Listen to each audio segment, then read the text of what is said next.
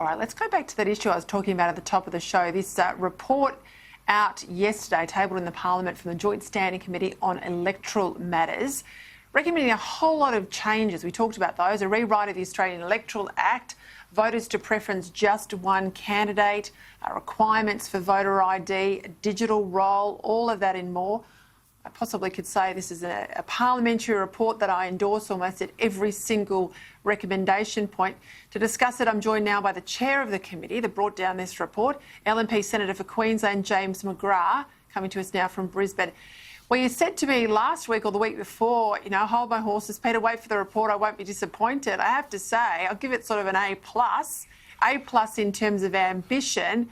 Bucket if I know how you're going to get it through the Parliament, though. But these are things, I reckon, if you're talking to most ordinary Australians out there, James, who would say, gee, I'm surprised that you don't already have this in place. Totally. There's I think a lot of common sense in here, and I think there is a call for immediate action by the Parliament, especially things like voter ID and also bringing in optional preferential voting. When you explain to people that anyone can go and vote, you don't have to prove who you are, people just go, really? People expect to have to show ID when they vote. So this is really sensible stuff that actually empowers the voter. And also, too, there's ID to get on the roll, because all I have to do is bring a piece of paper signed by my next door neighbour that says I am who I am, and nothing more than that. So ID to go on the roll is a good thing. ID when you turn up to vote, and of course a digital roll, so I can't turn up to multiple polling stations on any given day and vote time and time again. Now, Labor claim that this is an assault on democracy. Isn't this protecting democracy? This is so about protecting democracy, because elections and democracy, they must be seen to be open, fair and transparent, and not just be open, fair and transparent. And what this does, it gives an assurance to voters that only those people who can vote are voting. It ensures that people have maximum choice. And the question must be put back to Labor: what do you got to hide? Back to the Greens. What do you got to hide? Why are you opposing this? This is about bringing more transparency and accountability to our electoral system. This is a good thing. So the question is for Labor: what do you got to hide? Well, this will be the challenge for you, James, because I think the more you get out and discuss this, the coalition gets out and discusses all of these various recommendations, I think you'll have the Australian public with you, and you'll flush out, exactly why is it that they can't support this, the crossbench potentially, certainly the Greens and the Labor Party. What about this other recommendation? Non-party activists have to move further away from the polling booth. So we all run the gauntlet. We've got people shoving bits of paper left, right and centre. Most of those represent political parties, fair enough. But what about the get-ups of the world and all these sort of fringe groups who aren't registered political parties, but they want to sort of shove stuff in our faces as we're walking in? You don't think they should be there. What's been the reaction of that? Well, you shouldn't be surprised here. Of course, Labor and these groups are very upset about that. But this, once again, is about empowering the voter. We're not saying these people can't hand out their material. What we're saying is you're restricted to what within 100 metres of a polling booth. And if you're handing out for a political party, which you've done, and many people watching this program have done, well, you're restricted to within 6 metres as it is. So it gives the voters maximum time to get the information from these third-party groups. Then as they get closer to the entrance, then they get the information from those people handing out on behalf of candidates who are actually running. Because at the moment, it's really messy in some polling booths, because you've got all these different groups here. So it's about trying to open up the process and make it easier for the voter. And look, of course, if Get Up don't like it, they can always register to be a political party. I mean, I think they're highly political as they are, but they can do the right thing and register in the usual way, and they can get into that six metre ruling ring around a polling booth. Optional preferential, why do you want that? Once again, this is about the voter.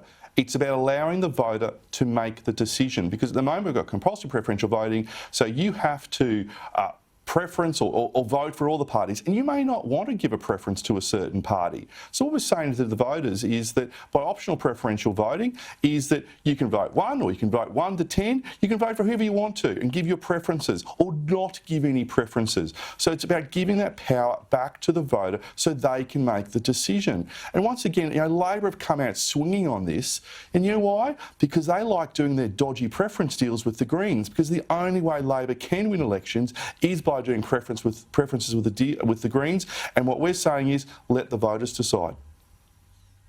Well, if Labor's got a primary vote in the low 30s, and it's been stubbornly that low for about 10 years plus now, if they don't get Greens preferences, they're no show.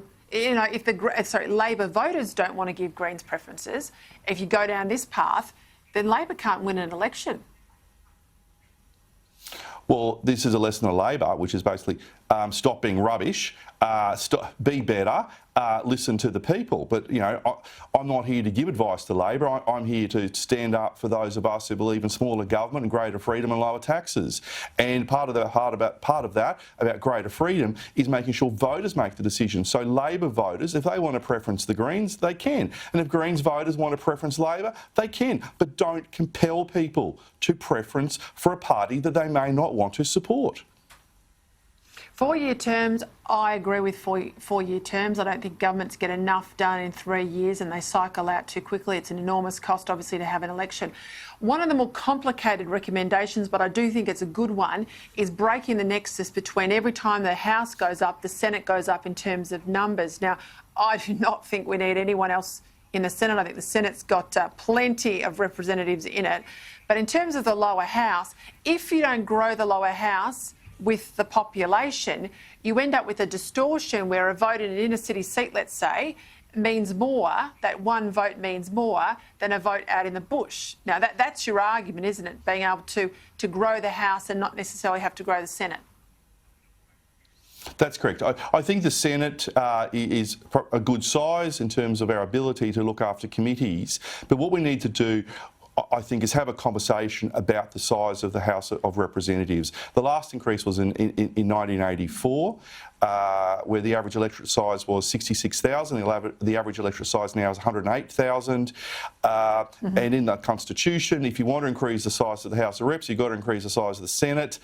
I think we've got to really look at increasing the size of the House of the Reps, and we've got to have this look at 4-year terms, as you said, because governments need to make tough decisions sometimes. And we're already talking about when the next election is going to be. The last election was only 18 months ago.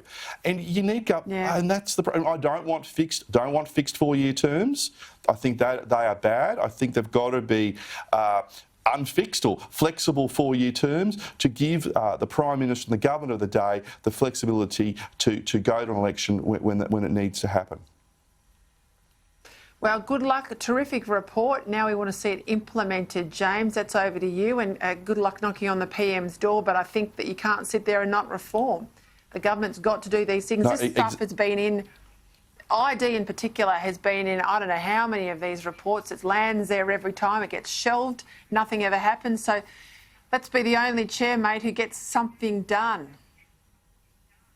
Well, it's a KPI for me, and I'm going to make sure whoever the new Special Minister of State is, I'm going to be an absolute stalker to them, because this report should be the first item on their desk when they're sworn in, when the reshuffle happens in the next week or so. Be careful, mate. It could even be you. All right, James, thank you for your time. No, it won't be me. Merry Christmas. Thanks, everybody. Bye-bye. All right, we're going to talk all about China and a few other things about the United States. My terrific panel after the break.